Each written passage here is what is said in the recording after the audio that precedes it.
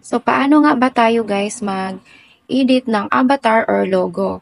So, kuha muna tayo ng design dito guys sa Pinterest. I-install natin ito.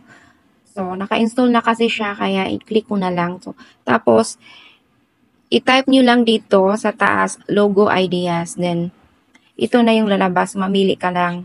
Tulad nito. Yan, scroll mo na lang up yan at mamili ka na ng logo dyan. So, example, ang napili nating logo is ito ang napili nating logo. Ito. So, screenshot lang natin yan. Or, maghanap pa tayo ng isa. Or, itong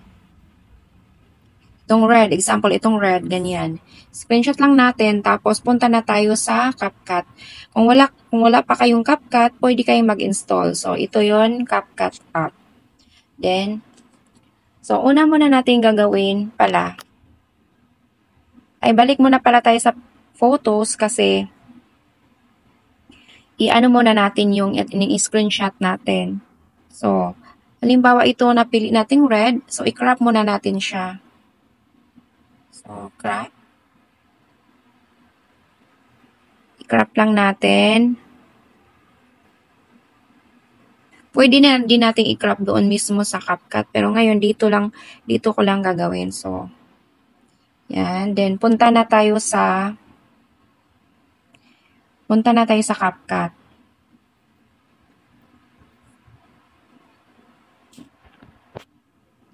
Then, i-click lang natin yung new project.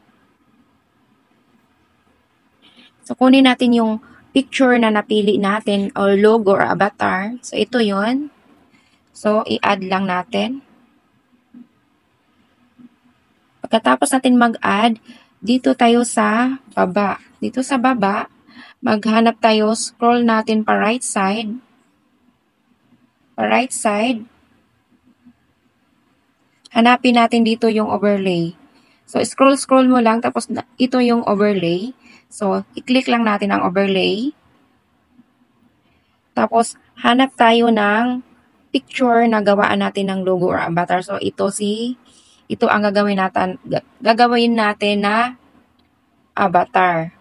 So, ngayon, i-drag natin to maliit. Ganyan. Then, kuha tayo mag-scroll tayo dito pa right side at hanapin natin yung mask. So, ito yung mask. So, i-click lang natin.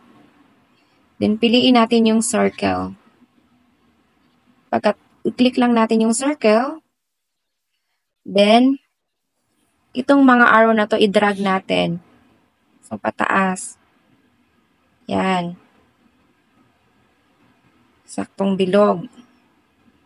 Then, pagkatapos na yan, pag okay ka na dyan, i-click natin yung check. So, nabilog na siya.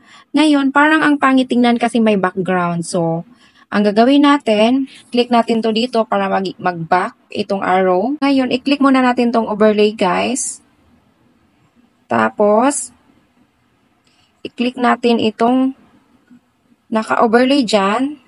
Dapat then scroll tayo pa right side. Tapos, itong remove background, i-click natin. Then, itong auto removal. Then, check. So, maganda na siyang tingnan. Ngayon, ang gawin natin is, lagyan na natin ng name. So, click natin tong text. Then, click yung add text. So, sulat na tayo ng pangalan. Yan. Tapos, click natin yung style. Font muna. Font. So, para may art naman siya ng konti, hanap tayo nito ng maganda. Click muna natin yung upright. So, i-drag natin pababa dito. Or, hanap tayo ng iba pa. ito kaya ang ano, lavender. Lavender, yan, lavender.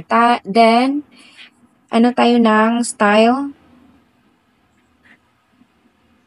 Yan. Ito yung style na hanapin natin or color red. Color red. Then effects. Yan ang effects.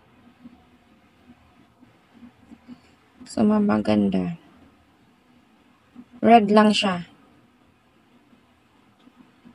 O, yung red. Or ito. Ayan lang mas maganda. Then, pagkatapos niyan is, i-back lang natin. So, i-click natin ulit, no? Kasi, kailangang i-fit natin yan siya. Hanapan natin ng style. So, i-click natin yung style. Tapos, hanapin natin pa right side dito sa baba. Dito tayo maghanap yung curve. Curve natin siya. So, i-click natin ito. So, dapat ito hatakin natin dito para ma-curve ng ganun. Yan. So, dapat pala, balik tayo sa font, guys. Paliitan natin. Yung maliit lang na word. Itong brief na lang. Ay, malaki siya. Ito na lang.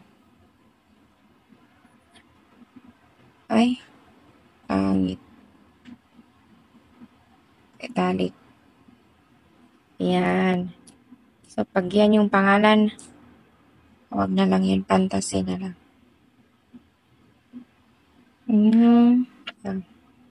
Ayan, parang maganda. So, i-curve natin ulit. Palitan natin yung curve pabaliktad. So, dito tayo sa style, then, curve.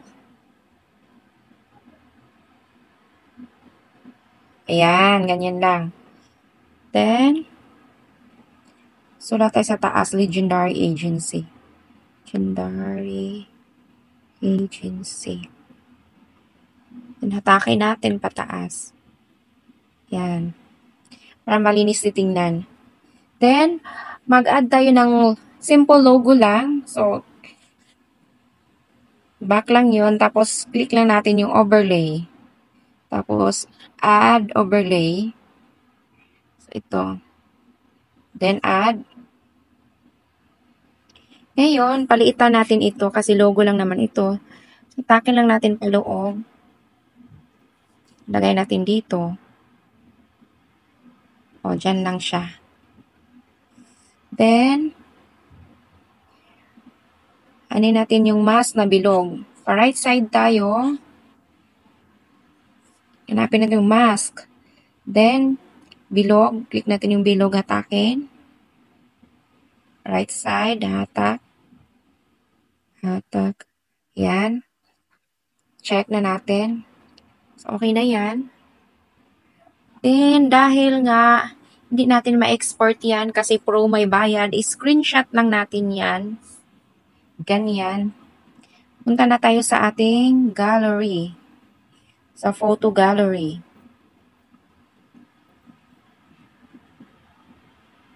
Yan. Tapos, crop na natin.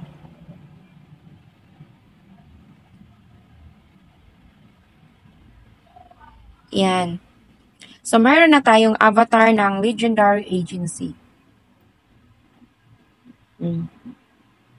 So, ganun lang siya kasimple, guys. Follow for more dahil iba na ang may alam.